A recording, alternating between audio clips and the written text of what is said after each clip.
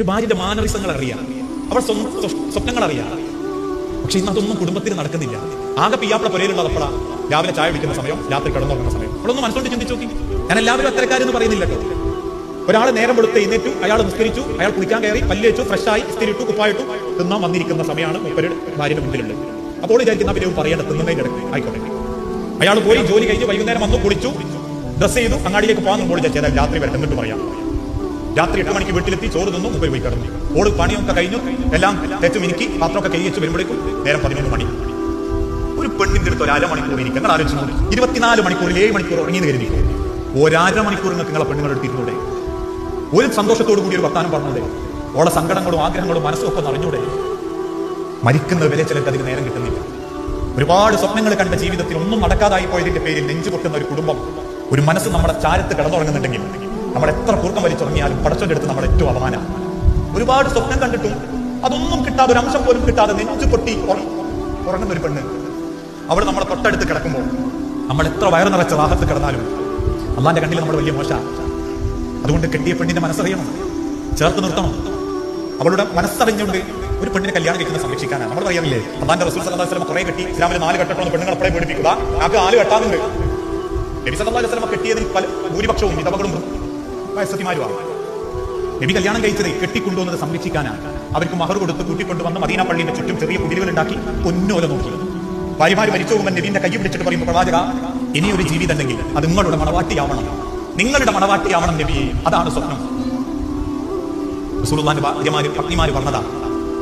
അത്രയും ഭാര്യമാര് ഇനി ഒന്നേ ഉള്ളൂ, ഒന്നോളെ കൈ പിടിച്ച് ചോദിക്കോളാണ്ടി, ഇനിയൊരു ജീവിതം ഉണ്ടെങ്കിൽ നിങ്ങളെ വ്യാപ്തായിട്ട് എന്നെ കിട്ടണം എന്ന് പറഞ്ഞാൽ ഇവിടെ കുഴപ്പമില്ല.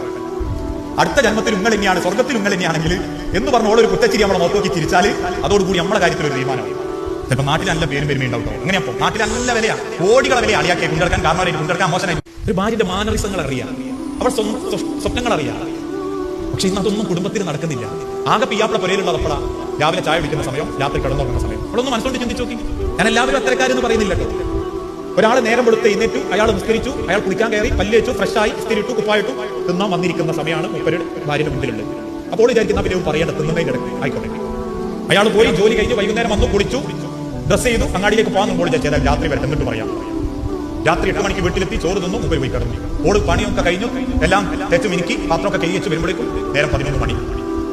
ഒരു പെണ്ണിന്റെ അടുത്ത് ഒരു അരമണിക്കൂർ ഇരിക്കും. നിങ്ങൾ ആലോചിച്ചു, 24 മണിക്കൂറിൽ 7 മണിക്കൂർ ഉറങ്ങിയെന്ന് കരുതി. ഒരമണിക്കൂർ നിങ്ങൾക്ക് നിങ്ങളെ പെണ്ണുങ്ങൾ എടുത്തിരുന്നൂടെ? ഒരു സന്തോഷത്തോടു കൂടി ഒരു വർത്താനം പറഞ്ഞൂടെ? ഓളെ സങ്കടങ്ങളും ആഗ്രഹങ്ങളും മനസ്സുമൊക്കെ നിറഞ്ഞൂടെ? മരിക്കുന്ന വരെ ചിലർക്ക് അതിന് നേരം കിട്ടുന്നില്ല. ഒരുപാട് സ്വപ്നങ്ങൾ കണ്ട ജീവിതത്തിൽ ഒന്നും നടക്കാതായി പോയതിന്റെ പേരിൽ നെഞ്ചു പൊട്ടുന്ന ഒരു കുടുംബം, ഒരു മനസ്സ് നമ്മുടെ ചാരത്ത് കിടന്നുറങ്ങുന്നുണ്ടെങ്കിൽ നമ്മൾ എത്ര കൂർക്കം വലിച്ചുറങ്ങിയാലും പടച്ചോന്റെ അടുത്ത് നമ്മുടെ ഏറ്റവും അപമാനം. ഒരുപാട് സ്വപ്നം കണ്ടിട്ടും അതൊന്നും കിട്ടാതെ, ഒരു അംശം പോലും കിട്ടാതെ നെഞ്ചു പൊട്ടി ഉറങ്ങുന്ന ഒരു പെണ്ണ്, അവൾ നമ്മളെ തൊട്ടടുത്ത് കിടക്കുമ്പോൾ നമ്മൾ എത്ര വയറ് നിറച്ച റാഹത്ത് കിടന്നാലും അള്ളാന്റെ കണ്ണിൽ നമ്മൾ വലിയ മോശ. അതുകൊണ്ട് കെട്ടിയ പെണ്ണിന്റെ മനസ്സറിയണം, ചേർത്ത് നിർത്തണം. അവളുടെ മനസ്സറിഞ്ഞുകൊണ്ട് ഒരു പെണ്ണിനെ കല്യാണം കഴിക്കുന്ന സംരക്ഷിക്കാനാണ്. നമ്മൾ പറയാറില്ലേ, അള്ളാന്റെ റസൂൽ സല്ലല്ലാഹു അലൈഹി വസല്ലം കുറെ കെട്ടി, ഇസ്ലാമിൽ 4 കെട്ടണമെന്ന് പെണ്ണുങ്ങൾ എപ്പോഴും പേടിപ്പിക്കുക. ആൾക്ക് 4 കെട്ടാറുണ്ട്. നബി സല്ലല്ലാഹു അലൈഹി വസല്ലം കെട്ടിയതിൽ ഭൂരിപക്ഷവും വിധവകളും വയസ്സത്തിമാരുമാണ്. നബി കല്യാണം കഴിച്ചത് കെട്ടിക്കൊണ്ടുവന്നത് സംരക്ഷിക്കാനാണ്. അവർക്ക് മഹർ കൊടുത്ത് കൂട്ടിക്കൊണ്ടുവന്ന് മദീന പള്ളിന്റെ ചുറ്റും ചെറിയ കുടിലുകൾ ഉണ്ടാക്കി പൊന്നോല നോക്കി. ഭാര്യമാര് മരിച്ചു പോകുമ്പോൾ നബീന്റെ കൈ പിടിച്ചിട്ട് പറയുമ്പോൾ, പ്രവാചക, ഇനിയൊരു ജീവിതം ഉണ്ടെങ്കിൽ അത് നിങ്ങളുടെ മണവാട്ടിയാവണം, നിങ്ങളുടെ മണവാട്ടിയാവണം നബിയെ, അതാണ് സ്വപ്നം. റസൂലുള്ളാഹിന്റെ ഭാര്യമാര് പത്നിമാര് പറഞ്ഞതാ. അത്രയും ഭാര്യമാര് ഇനി ഒന്നേ ഉള്ളൂ, ഒന്നോളെ കൈ പിടിച്ച് ചോദിക്കോളാണ്ടി, ഇനിയൊരു ജീവിതം ഉണ്ടെങ്കിൽ നിങ്ങളെ വ്യാപ്തായിട്ട് എന്നെ കിട്ടണം എന്ന് പറഞ്ഞാൽ ഇവിടെ കുഴപ്പമില്ല. അടുത്ത ജന്മത്തിൽ നിങ്ങൾ തന്നെയാണ്, സ്വർഗത്തിൽ നിങ്ങൾ തന്നെയാണെങ്കിൽ എന്ന് പറഞ്ഞ ഓളൊരു കുറ്റച്ചിരി നമ്മളെ നോക്കി ചിരിച്ചാൽ അതോടുകൂടി നമ്മുടെ കാര്യത്തിൽ ഒരു തീരുമാനമാണ്. ചിലപ്പോൾ നാട്ടിൽ നല്ല പേരും പെരുമയുണ്ടാവും. എങ്ങനെയപ്പോ നാട്ടിൽ നല്ല വിലയാണ്, കോടികളെ വില അളിയാക്കി കൊണ്ടെടുക്കാൻ കാരണമായിട്ട് കൊണ്ടെടുക്കാൻ മോശമായി.